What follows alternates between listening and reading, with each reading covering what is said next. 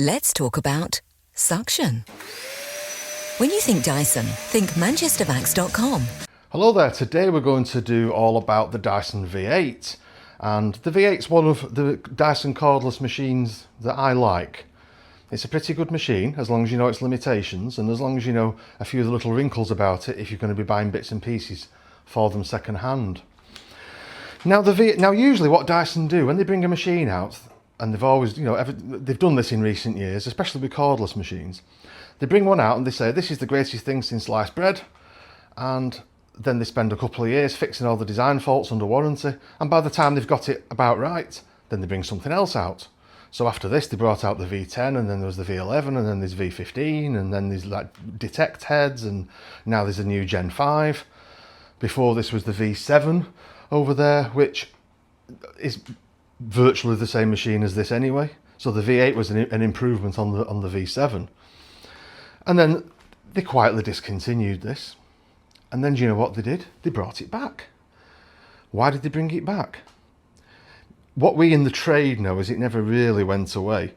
They always had some of them around. They just used to pretend that they were reconditioned. So you used to be able to buy a reconditioned one off Dyson's site, and the story was it was a return or something like that. 9 times out of 10 it'd be brand new. Now these are actually very well priced, and Dyson have brought them back, and you can now buy them brand new again. We sell them, in fact. We're quite competitive on them. The price is up and down like a yo-yo at the minute, but you'll find that we are very competitive on these, and I'll stick a link down below the video to the listing on our shop. And I will also stick a link down below the video to the parts section on our shop, because it's parts that we're going to discuss next. Now, there's a whole bunch of different heads that you can get for these, but the two main ones, there's a fluffy head, which is for the hard floors, and there's this like multi-head here, which is more of an all-purpose one. And on the newer machine like this, it has what they call hair removal vanes. Now, do you know that's pretty much like anti-hair wrap on Shark or other machines that you'll find that claim the same sort of technology. They work a little bit, not very much, they're all right. It's not something that you go out of your way to seek out. The heads are much of a muchness, really. You've just got the two basic different types. Actually, you can also buy a mop attachment now that's 2 little spinning discs. We also have those on our site. I'll be doing another video about those. But yeah, the heads are pretty good nowadays, and the only thing that tends to wear on the heads, these little tiny wheels there, tend to wear eventually. We sell those. They're very, very cheap. Bits for these generally are quite well priced. Actually, I'm going to talk a little bit more about heads. On the standard brush roll here, there's a red and there's a black. The black strip is really, really soft, and they tend to wear away, and you end up finding yourself wanting a replacement brush roll. The difficulty with this, Dyson have done what Dyson do here. There's loads of different brush rolls. There's loads of different drive cogs on the end. They're all different versions they all look the same. These pretty much look the same across the models, but there's, I think, 5 or 6 different brush rolls. This causes so much trouble that we don't actually sell the brush rolls online. If you come in, we'll match yours for you.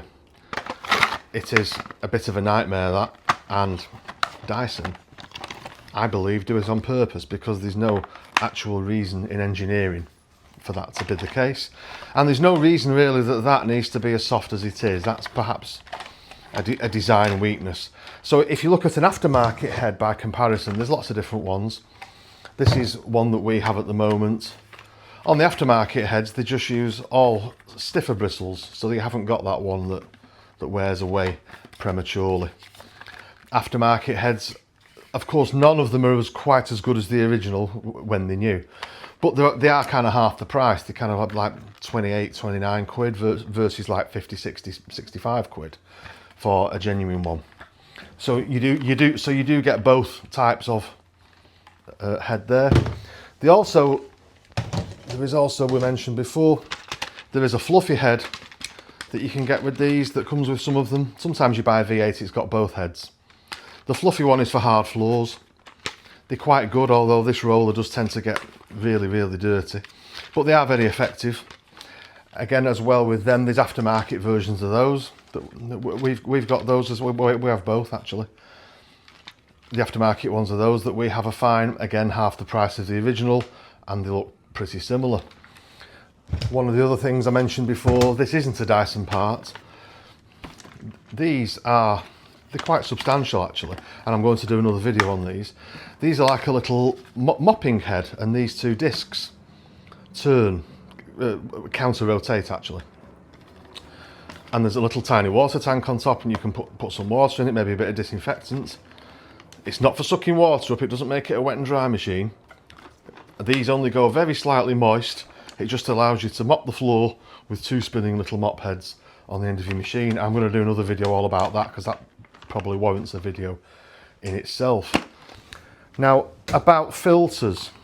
On the newer one, the one they've just brought out again, which is this one, you'll see it has this sort of a star filter thing going on the top. And the earlier ones had these. Do you know, they're actually all just the same.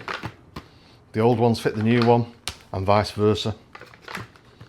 They've just made it a little bit more jazzy because they've relaunched it. Actually, there was a problem with some of these filters in that occasionally, if you're using it up there, they used to fall out now and again.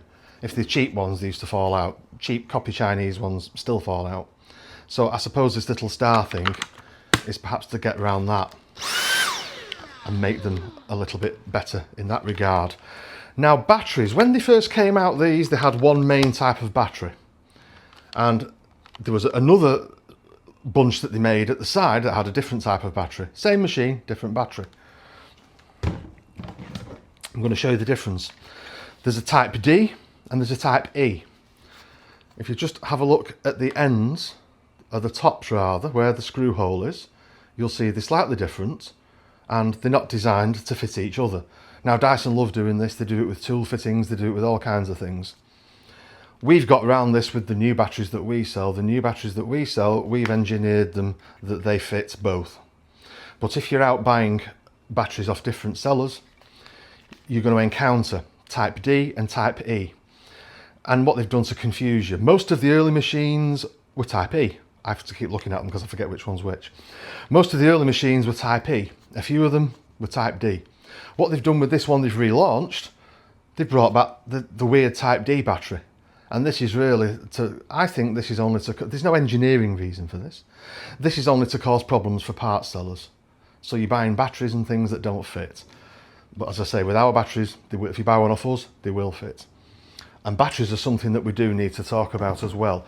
If you're going to buy a battery off eBay or Amazon or somewhere like that, it's going to come from probably a Chinese seller, or it's going to come from someone that's bought the battery in China. But all the batteries are made in China, actually, probably even Dyson ones are as well. And the power of a battery is very often denoted by its MAH rating. So you have, I'm just see if I can find the original MAH rating on this one. 2400 MAH is the original power of an original battery. I think the ones we have, I think, are 3000 MAH, just a very slight improvement. It's the quality of the cells that matter in a battery, and it's the design of the PCB inside that also matters. So what you tend to get, if you go on Amazon or eBay, you'll find you've got all these sellers on there that'll say 6000 MAH, 8000 MAH, 10,000 MAH, 5-year guarantee, and it's absolutely all rubbish. It's all rubbish. You cannot physically get 4, 5, 6, 7, 8, 9,000 MAH batteries into a case this size. The technology doesn't exist. If you're an unscrupulous Chinese seller, you make a battery, you can put whatever rubbish you want inside it because nobody can check it without opening it, and you can stick a label on it that says whatever you want it to. And then you can stick it on the platforms for what, 20 odd quid, 25 quid or something like the cheap ones are. And people will buy them thinking they're getting a tremendous bargain, and they're absolutely not. Lots of them are so dangerous. Some of them have caused fires. People are buying MAH ratings. What they think is they think they're buying a good battery. They're not. It's all rubbish. If you're going to buy a battery for it, this really goes for any cordless Dyson, but V8s and V6s in particular. If you're going to buy a battery, either buy a genuine one or buy one from a seller who actually cares about what they sell, who tells you the truth about what they sell, such as us. who tells you the truth about the MAH rating and why it is as it is. Don't buy off some silly listing on Amazon where you think you're going to get 9,000 MAH for 20 quid, because you're not. They're not going to be any good. So I've ranted about batteries for a little bit. I've covered the tool heads, I've covered the filters. Let's have a closer look at the machine itself. They are a very good machine, as long as you know the limitations for them. And by which I mean, Dyson tend to market their cordless machines nowadays as a whole of house machine. And really one of these isn't that suitable for a whole of house, in my opinion.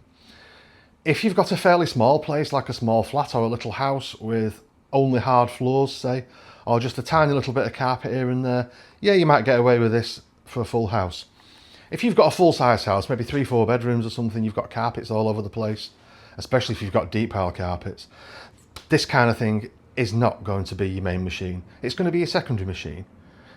For me, the perfect combination, you get a proper mains powered vacuum, something like a Sebo X7 PET over there, and then you have a Dyson V8 as a secondary machine, and that's the one that you're going to use for your little quick clean-ups, for the whiz around the kitchen, for bits of dusting, for maybe out quick jobs in the car, little jobs, perhaps up the stairs when you don't want to get the big one out, get the moth, you know, stuff like that. So it's a very, very good thing to have as a secondary machine. And these are a lot better than a lot of the other cordless machines that you're going to buy for similar or more money. And there's a couple of reasons for that. Firstly, there's the economies of scale for Dyson. They've been making these for many, many years now. They're a sorted machine. They can make the stuff quite cheap, so they don't cost a fortune anymore. They used to be really, really dear. They're nothing like as dear as they used to be. We've got on our site 200 and something quid, brand new with a Dyson guarantee. That's really good value when you consider you can pay £300-400 for some other type of cordless machine that'll be made in China, the longevity or long-term performance of which you don't know anything about. Now I won't mention any names there, because there's a lot of machines out there. Most of them are made in China, and the vast majority of cordless machines are not much good. Miele Triflex maybe, you know, there's one or two good names out there that's all right, but by and large, most of the cordless machines that we see in here certainly are not much good. So if you want a good cordless machine that's a reasonable kind of price, you can't go far wrong really with a V8. That's why I like them. They're nice, solid, reliable machines. They don't break down every 5 minutes. They're not a bad piece of engineering nowadays at the price point. You can buy a Gen 5 for 3 times the price. You know, it's got a few more bells and whistles with it. It's a bit heavier. It's a bit more aimed at a whole of house machine. I've got another video on that I'll put down in this corner in a few minutes. But if you want a bog standard cordless machine, especially as a secondary machine to like a proper mains machine, one of these is a nice thing to have. So if you've got any questions or comments, or you think I've missed something, or you think, if you think I'm talking a load of rubbish, tell me in the comments down below. Tell me what you think. Have you got a V8? Do you like the V8s? What do you think of them? Do you prefer your V10? Do you prefer your V11? If so, I'm interested to know why. So please like and subscribe. It's always nice to have you watching the videos, and it's nice to read any comments you put down below. So over here, like I said, I'm going to put now the Gen 5 video I did, and I'm going to put another cordless Dyson video over here that you may find interesting. So thank you for watching. See you next time.